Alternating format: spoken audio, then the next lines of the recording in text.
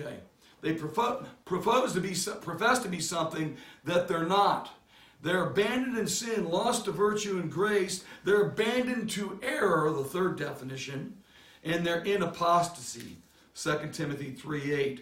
They're completely full-blown gone. So because they're so gone, they have to hide what they are. And what do the people in the world dislike about you as a Christian? When you show them what you are by your actions, by not just talking about your beliefs, but actually living your beliefs. That's what makes them mad. If you would say, I think it's reprehensible that men get married to men and then go and attend a same-sex wedding, no one cares about your testimony. No one cares about what you believe because you don't stand on what you believe. If you say that you believe this certain place is the best place to go to get these meals, and I go there all the time, and you tell people that, but they don't ever see your car parked in the parking lot, that gives a lie to your words. So what people hate in this world, what reprobates really hate, is for a Christian that actually lives what they believe. You know what they hate? They hate when you love your enemies and do good unto them that despitefully use you. They hate you for it. They hate you because you call things what they are, and you won't deviate from calling things what they are. You call up, up, and down, down. You call sour, sour, and sweet, sweet. See, they want to mix everything up so it's jumbled, and they can camouflage themselves in 50 shades of gray. That's what they want to do. They want camouflage. And what did our first father after the flesh do? First camo wasn't tree bark. No, it was a fig leaf. It was a fig leaf big enough to go right over my fat midsection. That's what it was. And fat enough that fig leaf was to go over the buttocks of the first woman. Yeah. They sewed them aprons of fig leaves. They had 2 leaves, put them together. How hard is that? This big fig leaves, this big fronds, 5 minutes. Didn't take them. It doesn't take a reprobate long at all to make up a false story and a covering for the rotten, dirty deed that they did.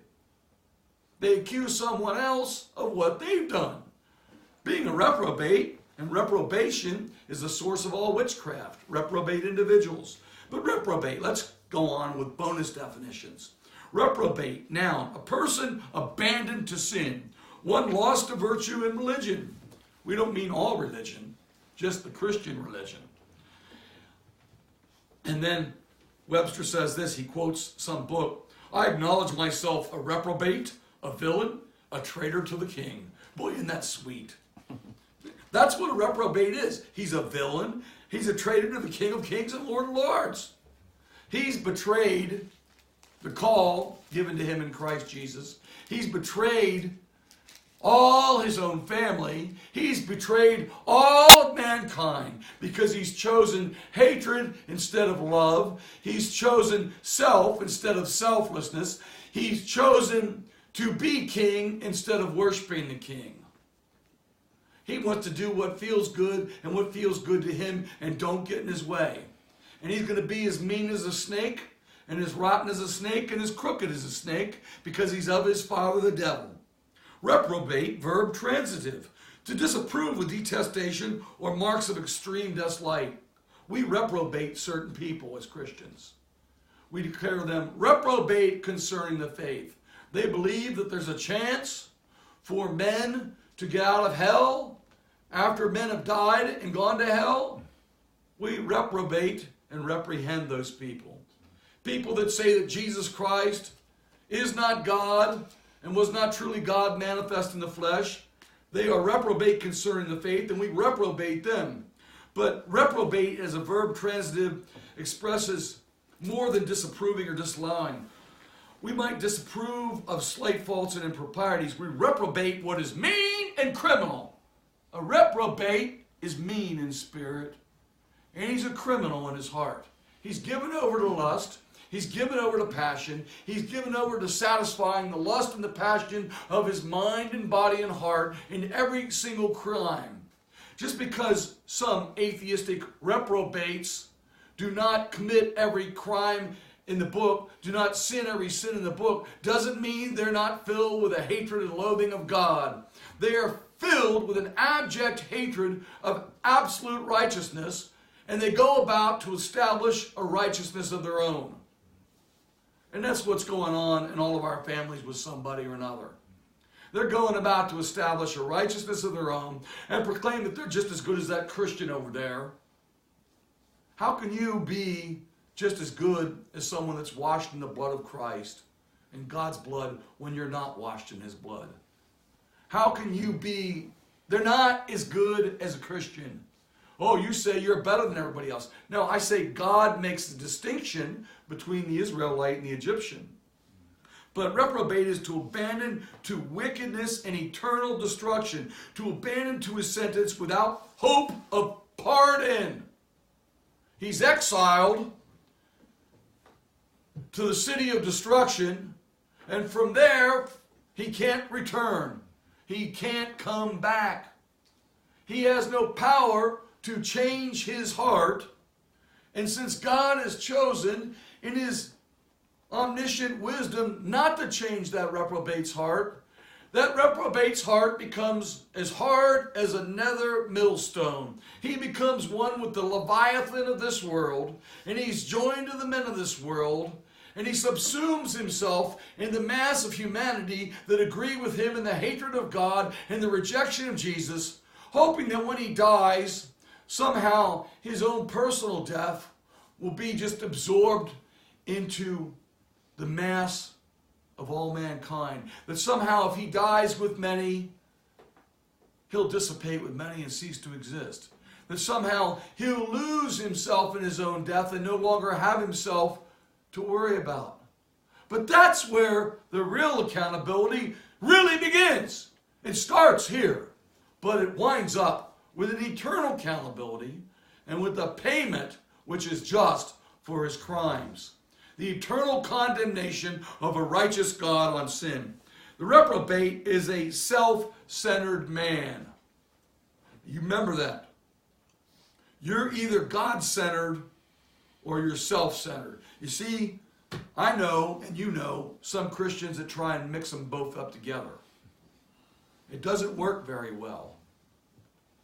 It doesn't work. You should not do that.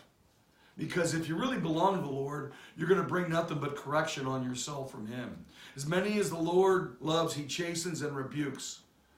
If you endure chastening, then are you sons. If not, you're reprobates. But the reprobate is a self-centered man. Everything that occurs around him is seen by him through the perspective of how a fact, a situation, a person, place, or circumstance will affect him, his money, his standing, and his ability to get the things he wants in this world.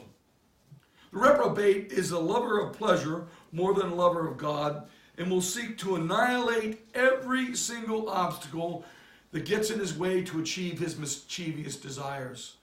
The reprobate is what Paul called a belly worshiper, whose God is his belly and whose end is destruction. Turn over for a moment, Philippians 3:17. See, I'm laying the outline, not just the internal workings, but more of the outline, the outer configuration, the silhouette of a reprobate. Brethren, be followers together of me, and mark them which walk so as ye have us for an example. For many walk, of whom I have told you often, and now tell you even weeping, that they are the enemies of the cross of Christ. Philippians 3:19, whose end is destruction, whose God is their belly, whose glory is their shame, who mind earthly things. The Bible says the wicked know no shame. You see, when a reprobate sows strife and discord amongst brethren, he's not ashamed of it. In fact, he's proud. He takes a satisfaction in dividing families and causing trouble between kith and kin. whose end is destruction, whose God is their belly, whose glory is in their shame. They glory in and gloat over the fact that they can tell somebody off, that they can get their way, that people that said they wouldn't have anything more to do with them will still have something to do with them later on. That's why, in the end, here's the word for the reprobate. No mas, no mas, no mas. No more. Nothing more to do with you. Over the years, I've become a very patient man and very tolerant, and I would hope that men would judge me to be much more kinder than I was 30 years ago. But I'll tell you something. There's a certain point with me, just like there is the Lord Almighty, when men go so far, and I will go no further with them. In this life, it's over. I'm done. There's a line of demarcation where you've crossed over a boundary, and even if you say you've come back, I don't believe you. Because you've done too much damage. You've been too vicious. You've been too cruel. You've shown yourself to be a liar, a thief, and to have the heart of a murderer, and you're of your father, the devil. See, reprobates never ever come to you and tell you they're sorry for the way they acted and will you receive me again. They're never sorry for the way they behaved. They're never sorry for the immoralities they've committed. They're never sorry for their fornications or their adulteries, their murders, their slanders, their lyings, and their thefts. Over in the book of Revelation, you'll find those things. But instead, when those things are pointed out to them, they rage against heaven and against the people of heaven. That's what they do. Their end is destruction.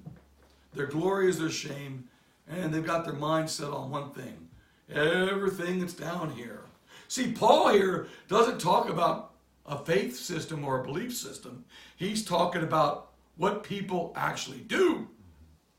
They worship this world and the things in this world, what they can put into their belly, what they can put on their back, what they can sit in, what they can ride in, and who they can do what with. That's what they want. And doesn't that describe, sounds like an advertisement on a football game at halftime.